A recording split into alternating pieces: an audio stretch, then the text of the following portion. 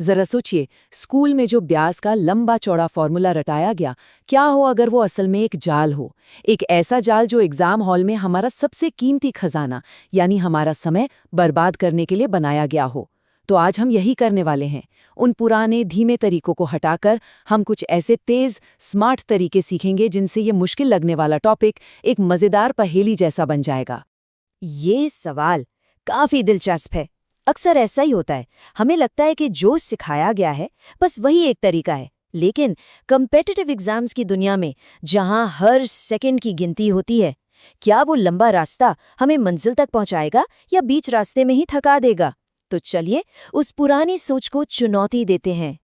तो चलिए इन दो तरीकों को आमने सामने रखते हैं। एक तरफ है वो पुराना कछुए वाला तरीका, जिसमें एक सवाल को हल करने में 5 मिनट लग जाते हैं, और दूसरी तरफ है एक नया रॉकेट जैसा तरीका जो दिमाग में सिर्फ 5 सेकंड में जवाब दे देता है। आज हम इसी पावर को अनलॉक करने वाले हैं। तो ठीक है, अपनी यात्रा के पहले पड़ाव पर चलते हैं। यहाँ हम साधारण ब्याज यानी सिंपल इंटरेस्ट की गुत्थियों को सुलझाएंगे, लेकिन फॉर्मूलों से नहीं, बल्कि कुछ ऐसे पावरफुल नियमों से जो इन सारी मुश्किलों को पूरी तरह से बाईपास कर देंगे। देखिए, ये नियम गणित से भी ज्यादा सोच बदलने के बारे में है। इसे कहते हैं 100% का नियम। बस एक बात याद रखनी है, जो भी शुरुआती पैसा है वो हमेशा हमेशा 100% होता है, और ब्याज वो तो बस रेट और टाइम को गुणा करने से मिल जाता है ना, एकदम सिंपल। अब जरा इस सवाल को देखिए। पहली नजर में थोड़ा मुश्किल लग सकता है ना? रेट भी 5.5% है, अमाउंट भी 7503 जैसा अजीब सा नंबर है। पुराने तरीके से तो इसमें अच्छा खासा टाइम लगेगा, पर अब हम इसे अपने नए नियम से दिमाग में ही सॉल्व करने की कोशिश करते हैं। तो देखो, रेट है 5.5%, टाइम है 4 साल। दोनों तो गुणा किया तो कुल ब्याज कितना बना? 22%।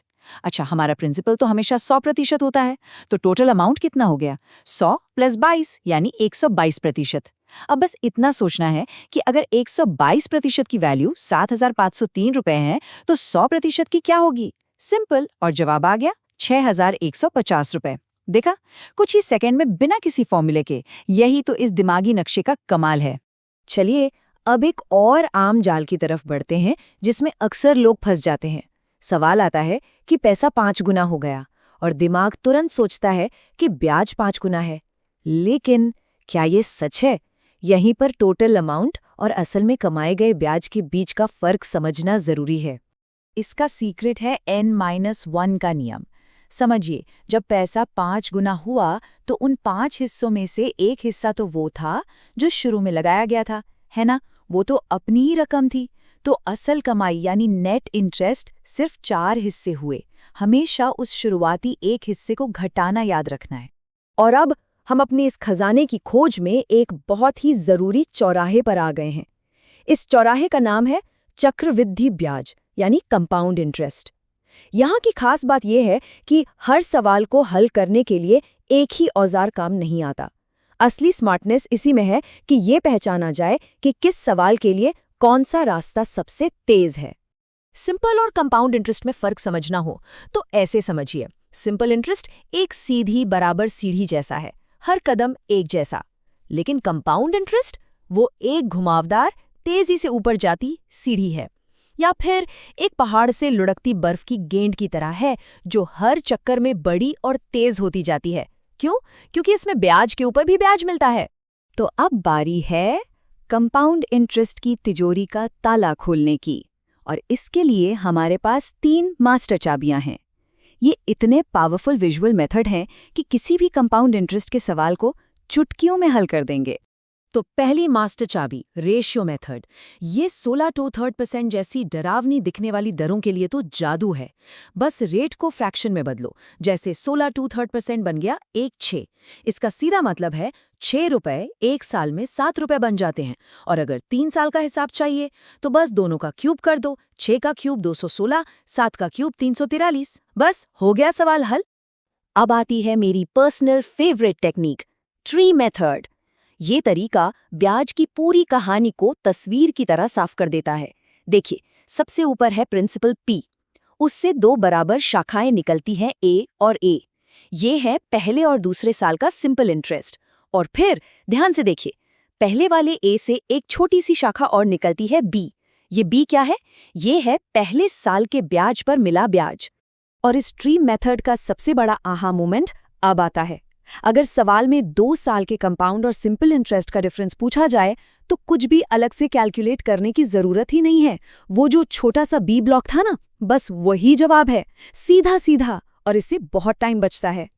और 3 साल के सवालों के लिए हमारे पास एक सीक्रेट कोड है, 3A + 3B + 1C। इसे कहते हैं गोल्डन पिरामिड। और ये कोई ऐसी वैसी ट्रिक नहीं है, इसके पीछे मैथ्स के गहरे सिद्धांत हैं जो इसे भरोसेमंद और बहुत पावरफुल बनाते हैं। तो अभी तक तो हमने वो तरकीबें सीखी जो एग्जाम में काम आएंगी, लेकिन अब इस बातचीत को एग्जाम हॉल से बाहर असल जिंदगी में लेकर चलते हैं और देखते हैं कि ये कंपाउंडिंग का सिद्धांत हमारी रोजमर्रा की जिंदगी में कहाँ-कहाँ काम आता है। एक मशीन के गियर की तरह सोचिए। जब ब्याज सालाना जुड़ता है तो ये गियर साल में सिर्फ एक बार घूमता है, लेकिन अगर ब्याज हर 6 महीने में जुड़े तो गियर 2 बार घूमेगा, और हर महीने जुड़े तो 12 बार। जितने ज्यादा चक्कर उतनी ही तेजी से पैसा बढ़ेगा। और हाँ, यही सीक्रेट क्रेडिट कार्ड कंपनियां भी इस्तेमाल करते हैं। दुनिया भर के बड़े बड़े बैंकर्स और इन्वेस्टर्स दिमाग में हिसाब लगाने के लिए कुछ मेंटल शॉर्टकट्स यूज करते हैं, जैसे रूल ऑफ 72। ये बताता है कि पैसा कितने साल में डबल होगा, बस 72 को इंटरेस्ट रेट से डिवाइड कर दो। और रूल ऑफ 114 ये बताता है कि पैसा ट्रिपल कब होगा। ये फाइनेंशियल प्लानिंग के लिए कमाल के टूल्स हैं। और यहीं पर कंपाउंडिंग की हैरान करने वाली पावर दिखती है। सोचिए, अगर कोई पैसा 6 साल में डबल होता है तो उसे 8 गुना होने में 24 साल नहीं लगेंगे, बल्कि देखिए, 6 साल में 2 गुना हुआ, अगले 6 साल यानी 12 साल में 4 गुना, और उसके अगले 6 साल यानी सिर्फ 18 साल में ही 8 गुना हो जाएगा। ये सीधी लाइन में नहीं बढ़ता, ये छलांगे लगाकर बढ़ता है। और बस यहीं पर हमारा दिमाग धोखा खा जाता है। हम इंसान ज्यादातर सीधा सीधा सोचते हैं। हमें लगता है कि 2 गुना से 8 गुना करने के लिए 4 से गुना करना होगा, लेकिन कंपाउंडिंग वो एक्सपोनेंशियल तरीके से काम करती है। 8 असल में 2 की पावर 3 है, तो हमें टाइम को भी 3 से गुना करना होगा, 4 से नहीं। तो अब हम अपनी इस यात्रा के आखिर में आ गए हैं, और यहाँ हम बात को सिर्फ गणित से ऊपर उठाकर जिंदगी के एक बहुत गहरे सिद्धांत की तरफ ले जा रहे हैं। क्योंकि असली खजाना इन नंबरों में नहीं है, बल्कि उस उसूल में है जो इन नंबरों को चला रहा है।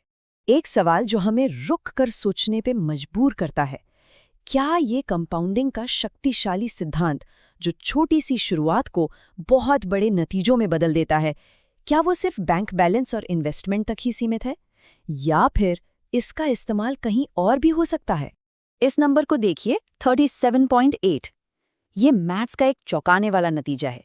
ये बताता है कि अगर कोई भी इंसान हर रोज सिर्फ 1% बेहतर होता जाए तो कंपाउंडिंग की वजह से 1 साल के आखिर में वो लगभग 38 गुना बेहतर हो चुका होगा। सोचिए जरा, रोज सिर्फ 15 मिनट कोई नई स्किल सीखने में लगाए जाएं तो 1 साल में वो इंसान 38 गुना ज्यादा काबिल बन सकता है। तो आखिरी और सबसे बड़ा सवाल ब्याज की दरों के बारे में नहीं है, ये जिंदगी के बारे में है। सवाल ये है कि आज किस चीज को कंपाउंड किया जा रहा है? क्या वो छोटी छोटी आदतें हैं, या नया ज्ञान, या फिर रिश्ते? क्योंकि असली खजाना तो वही है जो वक्त के साथ एक्सपोनेंशियल तरीके से बढ़ता है।